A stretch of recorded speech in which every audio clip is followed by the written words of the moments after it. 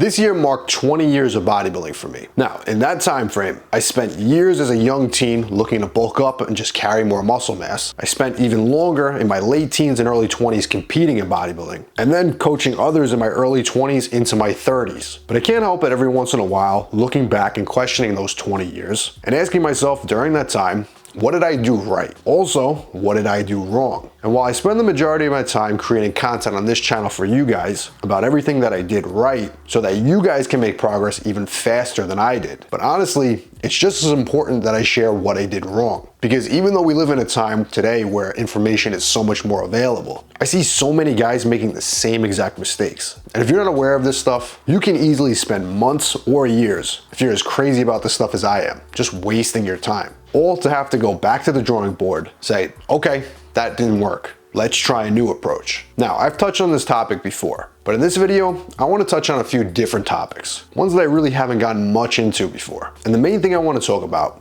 is thinking I was advanced when I truly wasn't. After my first 5 years of lifting, I transformed from a skinny 130-pound lifter to a 175-pound lifter. Now, by my standards today, of course, I wasn't that big, but to add roughly 45 pounds of lean mass to my frame in just 5 years, I will say that took me outside of the beginner territory. But the problem was at that time, my ego said, no, I'm advanced now. Let's bring on the optimized training. That's when I really went headfirst into the higher frequency training methods, the ones that were very popular around 2010 to 2015. I was also incorporating a ton of powerlifting style training on top of my regular bodybuilding. Programs that were centered around the bench, the squat, and the deadlift were extremely popular back then, especially in the natural bodybuilding community. I was doing a lot of very high volume training. When I look back at some of my old logbooks now at year 20 of training, it literally looks to me like someone who consumed way too much educational material and then just projectile vomited onto a notebook, and then just continue to follow the program blindly, thinking that I was making better progress than everyone else, all because I had the secret sauce. But if I look back now, I actually stayed about the same weight,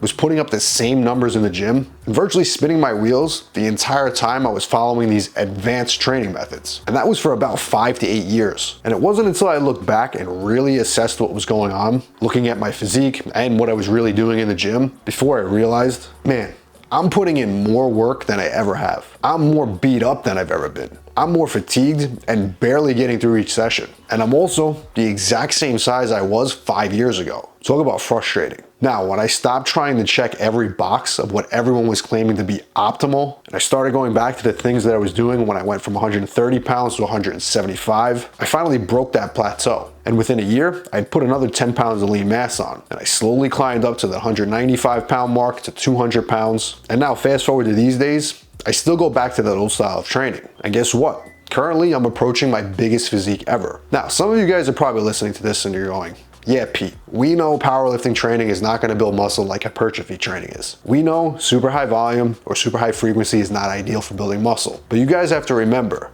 back then, that stuff was the equivalent of the super low volume training today. The biomechanically efficient exercises that people promote currently. The optimal training plan. All these things that ultimately just pull you away from the basics. The moderate, heavy, progressive overload training that has worked time and time again. And today when I make videos saying you should do pull-ups and rows for back development, that virtually every bodybuilder that built some of the best backs in the world all did those exercises, I'm bombarded by kids today who've been training for 2 years who say, but Pete, pull-ups, they're not optimal. And when I tell guys you should train with moderate frequencies, I get guys who are ultimately just skinny fat saying, Pete, there's no reason to train more than 2 days per week if you're natural. You guys know exactly what I'm talking about, and I don't really need to go into more detail. And the fact is, powerlifting, the super high frequency training, the high volume, back when I was coming up, there was just as much evidence and just as much studies coming out of the science-based community, saying the same things that you guys are saying now. There were studies showing that powerlifting produced almost superior results to bodybuilding training. Studies showing that higher frequency training built more muscle than standard bodybuilding training. All that stuff